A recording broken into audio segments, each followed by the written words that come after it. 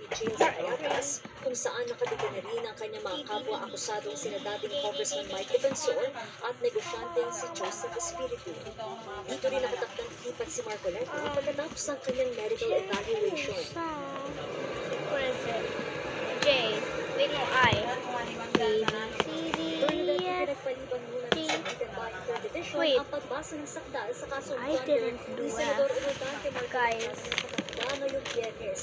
Sa ngayon, I don't wala have pang F. petsa na itinatakda ang I korte, don't have pero F. ang sa Third Division ay riresolbahin muna nila yung motion na I don't have F. ni Marcoleta Oh my at kanyang goodness, kapwa-akusado stupid. na ibasura ang kanyang information na inihain ng A, Office B, of C, D, Justice. Let's say, Bernadette. H, I, J, I.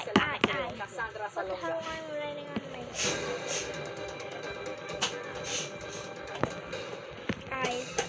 Mahigit 25 milyong piso halaga ng alahas at salapi ang nilimas ng grupo ng mga kawatan sa isang jewelry shop sa General Mariano Alvarez sa Cavite.